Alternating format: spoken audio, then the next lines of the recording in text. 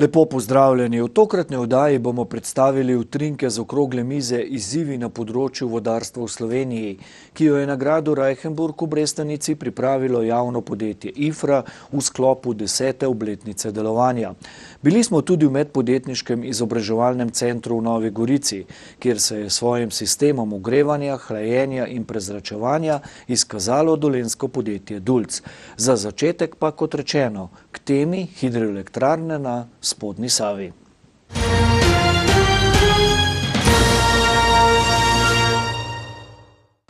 Umeščanje hidroelektrarn na Spodnji Savi je največji projekt v zadnjem desetletju umeščen v naš prostor, ki hkrati pomeni velik podvig na področju prostorskega načrtovanja.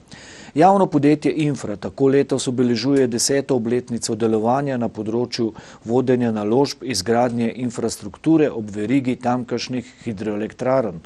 V sklopu obeležitve obletnice so na gradu Reichenburg pripravili okroglo mizo Izzivi na področju vodarstva v Sloveniji. Infra je kot državno podjetje zadolžena za gradnjo akumulacijskih bazenov, protipoplavnih nasipov, urejanje vodotokov in druge infrastrukture ob elektrarnah na Spodnji Savi. Podjetje je šlo kot povezovalec različnih strok in usklajevalec lokalnih interesov skozi mnogo preizkušenj. Danes velja kot primer dobre prakse regijskega vodno-gospodarskega načrtovanja, ki bi ga bilo smiselno uporabiti za vso državo. Med posvetom stroke in politike o upravljanju z vodami si je predsednik vlade Miro Cerar ogledal savsko verigo. V tem projektu gradnje elektrarn na Spodnji Savi so se pravzaprav znužile moči, znanje, organizacija, tudi finance, ne samo Ministrstva za okolje in prostor in finančnega ministra, torej vlade Republike Slovenije kot koncedenta, tudi kot koncesionarja, tudi lokalnih skupnosti in vsi skupaj smo pravzaprav dosegli velike sinergijske učinke na tem projektu. Zato imamo tudi z družbo Infra, ki gradi to infrastrukturo, redne tedenske sestanke, kjer koordiniramo medsebojno delo, ga časovno usklajujemo. To je plod dobrega dela tako podjetja HES, zadolženega za energetski del, kot Infre. Sporočamo to, da smo v našem podjetju pripravljeni, da znamo, da zmoremo, da imamo voljo, da imamo pogum in predvsem pa želimo za naprej združevati in povezovati vse tiste akterje, ki lahko sodelujejo in prispevajo k boljši poplavni varnosti in na splošno urejanju voda, za kar danes ob našem jubileju tudi organiziramo okroglo mizo na to temo. Urejanje infrastrukture ob elektrarnah stane približno toliko kot sam energetski objekt in večna težava je zagotoviti denar, Sotušek pravi. Da se država v okviru svojih zmožnosti prizadeva, da preko našega podjetja financira velike vodno-gospodarske ureditve in tudi druge v spodnjem delu reke Save. In v teh 10 letih se je izkazalo, da smo bili zelo uspešni in da je tudi ta prispevek, bom rekel, financiranja, ki je potekal, ki je omogočal torej in naše delovanje in vodenje investicij, bil uspešen. V tem primeru bi se tudi rad zahvalil torej resornim ministrstvom, tako Ministrstvo za okolje in prostor, kakor tudi Ministrstvo za finance. Vsak evro vložen v savsko verigo se bo na dolgi rok večkratno povrnil. V zadnjih 20 letih so škode po poplavah v Sevnici, Boštanju in na Blanci znašale toliko, kot je stal protipoplavni nasip obeh elektrarn, je na okrogli mizi poudaril župan Sevnice Srečko Cverk. Vodni viri so bogastvo in če niso primerno upravljani, postanejo prekletstvo države. Slovenija ima 27.000 km vodotokov in nobene dolgoročne strategije njihovega urejanja. Infra bi svojim znanjem lahko postala osrednji upravljavec voda v državi, je prepričan njen direktor. Če se bodo zagotavljala dovolj visoka finančna sredstva, naj bo to vodni sklad, naj bo to proračun, predvsem pa smo, bom rekel, premalo aktivni verjetno pri pridobivanju sredstev iz Evrope, potem bo tudi naše podjetje lahko delovalo naprej, ne samo na Spodnji Savi, ker ga bomo projekte približno do 2020 zaključili in imamo ambicijo, da delujemo širše po Sloveniji, kot sem že dejal, skupaj vsemi tistimi, predvsem z vodarsko stroko. Franc Bogovič je med svojim ministrovanjem na kmetijskem ministrstvu pripravil model organizacije vodarstva. ki je predvideval to, kar mislim in sem še danes trdno prepričan, da je nujno potrebno v Sloveniji. Najprej skoncentrirati znanje, kadre na področju vodarstva, ki so se po 91. letu zgolj razkrajali in drobili na prafaktorje. To je prvi problem in osrednja točka izvajalskega dela bi po tistem konceptu predstavljala ravno infra in pa vseh 8 izpostav danes Agencije za okolje na terenu in pa operativni ljudje tako na agenciji, na ministrstvu. 61 zabeleženih kritičnih poplavnih območij v državi terja pristop organizacije služb z jasno odgovornostjo, meni Bogovič. Spraviti operativce na eno mesto, jemati vodo kot celoto, od odpadne vode, pitne vode, preko poplavne zaščite, vse do namakanja, vse to je vodarstvo in dokler ne bo imelo slovensko vodarstvo takšne inštitucije, kot jih imajo avtoceste v obliki Darsa, toliko časa bomo samo objokavali ob vsakih poplavah in spraševali po odgovornosti. Na resornem ministrstvu priznavajo, da je skrajni čas za uvedbo boljše prakse pri posegih v prostor. Tako da čakajo nas določene spremembe tudi v zakonodajnem smislu. Mislim pa, da ključno, da bi pa to znanje, ki ga imamo, prenesli, pa da en primer dobre prakse rata kar splošno dobra praksa in da predvsem na implementaciji delamo. Za najnujnejšo sanacijo pa naj bi poskrbel v prejšnjem tednu sprejet akcijski načrt vlade. Torej, akcijski načrt je pravzaprav predviden tako, da se bo po številnih točkah v Sloveniji, pravzaprav na vseh teh povodih glavnih, kjer so se dogodile poplave oziroma je bila poročena škoda, začela to izvajati. Ne gre za to, da bi samo na en del Slovenije to usmerili, ampak bomo to ustrezno porazdelili po vseh teh poplavnih območjih. Vlada je za akcijski načrt namenila 37 milijonov evrov, kar zadošča le za čiščenje strug. Za potrebne ukrepe bi po nekaterih ocenah potrebovali 600 milijonov evrov. Sam sem takrat, ko sem bil na ministrstvu, že imel pogovore, tudi vlogo smo dali na Evropsko investicijsko banko za potrebna kreditna sredstva. V okviru Evropske komisije je sedaj nov investicijski paket, znotraj katerega zagotovo sodi tudi projekt izgradnje hidroelektrarn, protipoplavnih zaščitin. Slovenija ima sedaj domačo nalogo, da zelo na hitro pripravi paket, s katerim lahko zelo konkretno kandidira na ta sredstva, ki jih je zagotovila Evropska komisija. Infro je za njen prispevek v zagotavljanju poplavne varnosti Posavja pohvalil predsednik regijskega odbora za hidroelektrarne na spodnji Savi Niko Galeša. Torej, naša odločitev pred 10 leti in zahteva je bila pravilna, da mora firma, ki izvaja infrastrukturo, živeti v Posavju, da mora tukaj delati ljudje iz Posavja, ki so vpeti ta prostor in ko danes praznujemo to 10-letnico, ocenjujemo, da naša odločitev, razmišljanja so bili pravilne.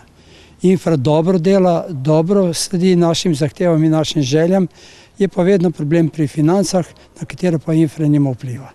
Glavni vir financiranja infre je bil doslej vodni sklad. Govorice o tem, da Posavje porabi ves denar iz vodnega sklada, so malo iz trte zvite, kajti Posavje potrebuje iz vodnega sklada toliko denarja, kot ga določeno zakonom in koncesijsko pogodbo. In pa z vsakim letnim programom izvajanja infrastrukture, ki ga potrdi vlada Republike Slovenije. Doslej se je v vodnem skladu nabralo slabih 300 milijonov evrov in polovico tega denarja so namenili za urejanje spodnje Save. Ker ni učinkovitega upravljavca voda, ni niti načrtov za porabo tega vira na drugih območjih. Od nove vlade, predvsem pod novega vodstva Ministrstva za okolje in prostor, pričakujem, da bodo spoštovali določila zakona o pogojih koncesije, kakor tudi določila koncesijske pogodbe. To je pa tudi vse, kar potrebuje Posavje. Zavedamo pa se seveda, da je to v tem trenutku tudi velik problem. Poznamo situacijo v državi, poznamo proračunsko situacijo. Mi imamo še eno drugo težavo, ki jo pa pokrivamo z večjo angažiranostjo naših ljudi in si pripravljenosti do dela, to pa je, da smo tudi kadrovsko podhranjeni. V infri upajo, da bo zagotovljen denar za gradnjo akumulacijskega bazena za hidroelektrarno Blanca, za kar teče razpis. Kot javno podjetje smo zavezani v našem delovanju k spoštovanju določil zakona o javnem naročanju. Torej vse, kar se pri nas dogaja, vse, kar počnemo na podlagi javnih razpisov, naj bo velikih vrednosti, malih vrednosti. Ravno zdaj smo v enem velikem projektu za elektrarno Brežice, torej gradnja akumulacijskega bazena, in smo sredi razpisa in razpis zaključujemo 19.12.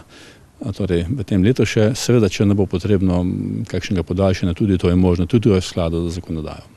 Sicer toga določila zakona so v preteklosti botrovala neupravičenim pritožbam, izseljevanju in zavlačevanju enega največjih gradbincev v državi, ki pa ga ni več.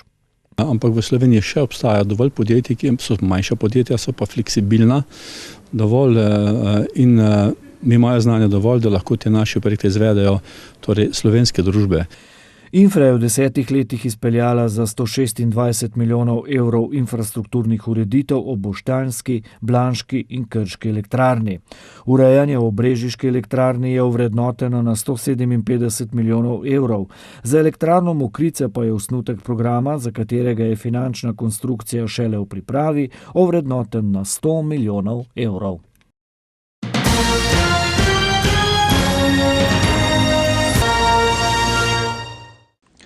Prihodnost ogrevanja, hlajenja in prezračevanja je nedvomno povezana z močjo sonca, so prepričani v podjetju Dulc iz Stranja pri Škocjanu, kjer že 6 let razvijajo sistem Solintera, ki deluje na podlagi izkoriščanja sončne in geotermalne energije.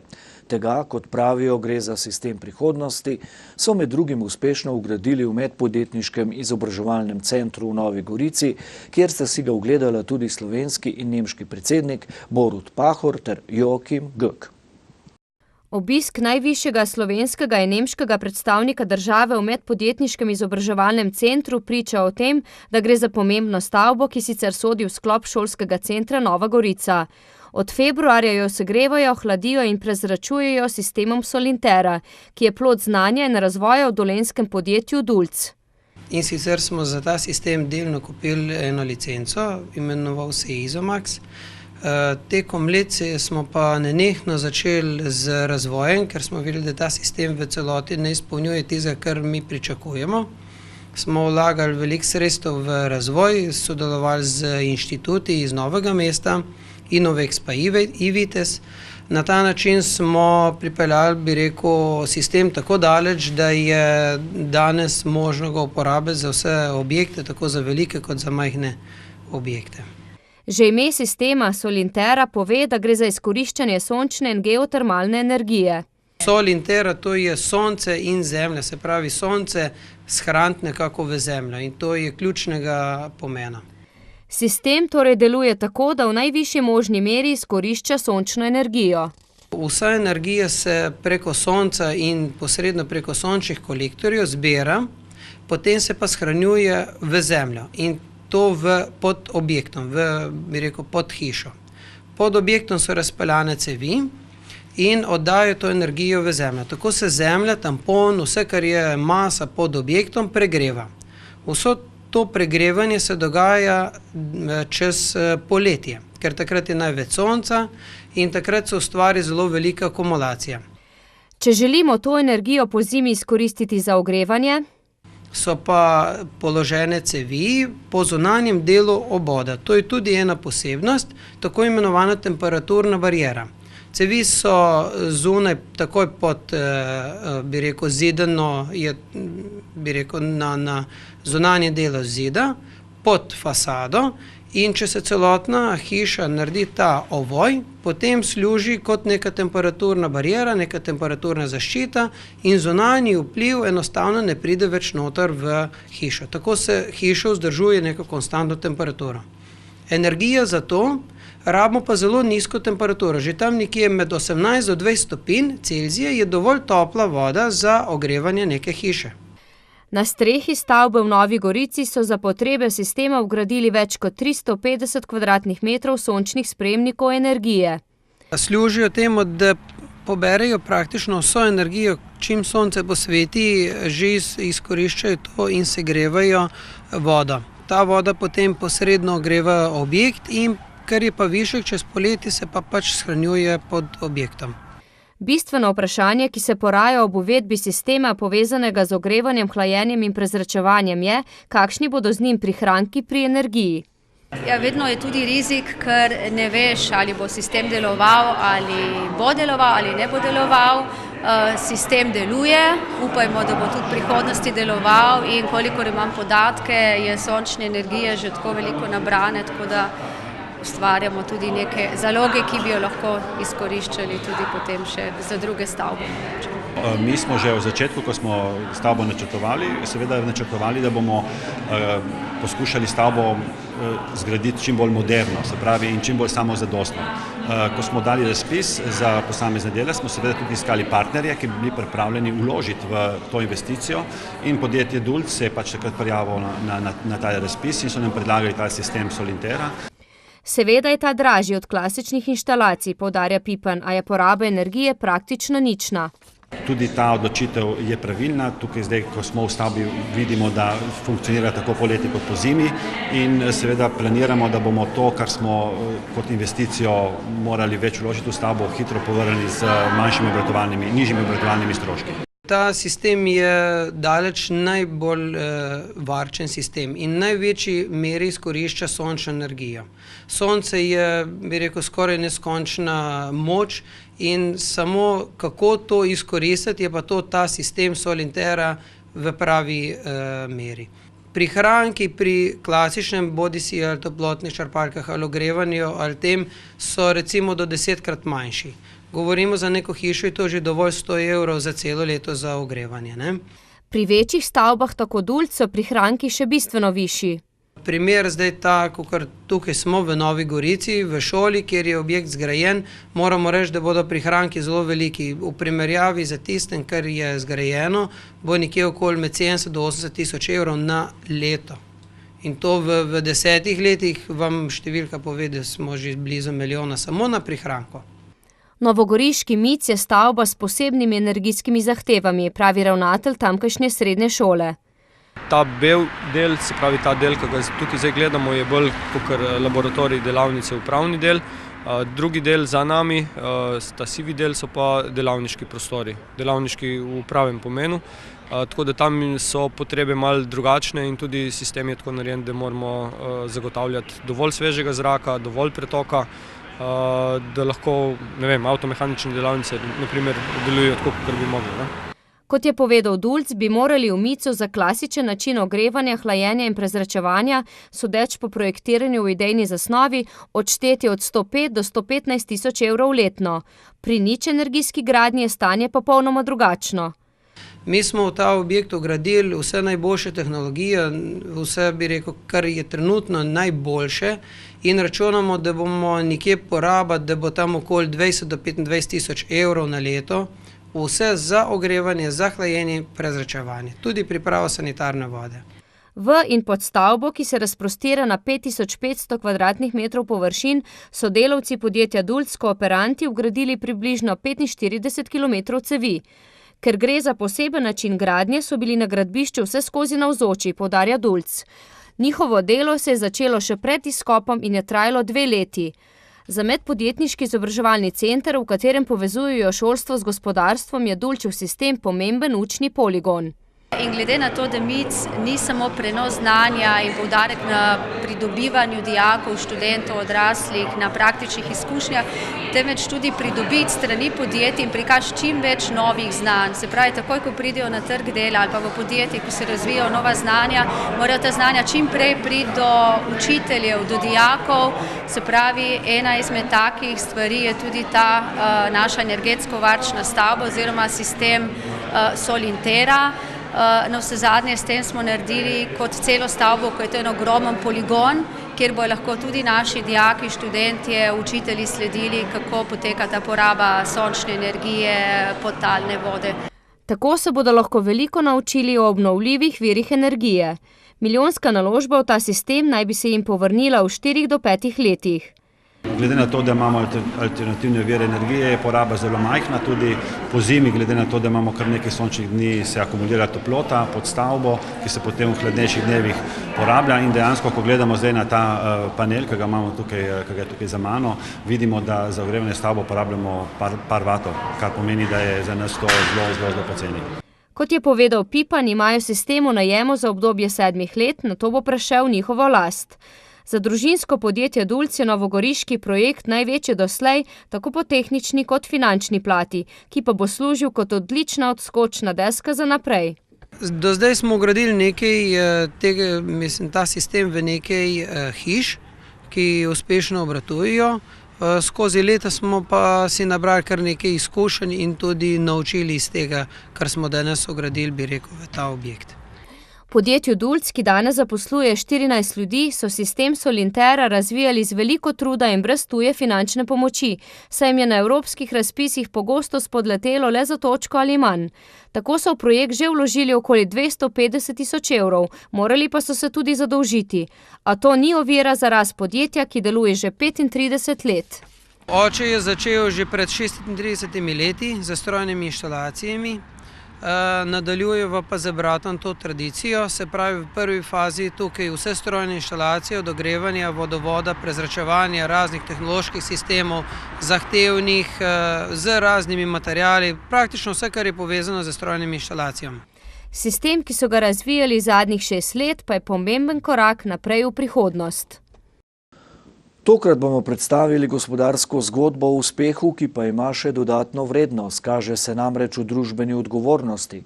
V podjetju IMP Armature iz Ivančne Gorice so se pridružili projektu Levstikovega sadovnjaka in v Moravčah pri Gabrovki posadili drevo.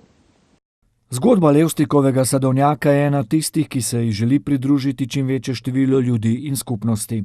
Tokrat sta svoji drevesi, goriško sevko in zlato prmeno, posadili prav družba IMP Armature iz Ivančne Gorice in venezuelsko veleposlaništvo v Sloveniji.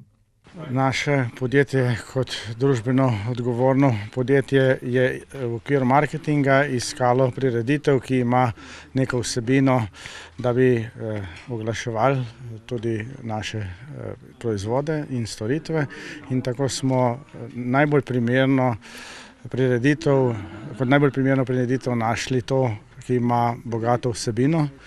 Vsebina je večplastna, gre za ohranjanje zgodovinske kulturne dediščine naše dežele, potem gre za okoljevarstveni projekt v okviru sadovnjaka, kjer se zasajajo drevesa in seveda gre tudi za zdrav duh v zdravem telesu in za druženje na tej prireditvi.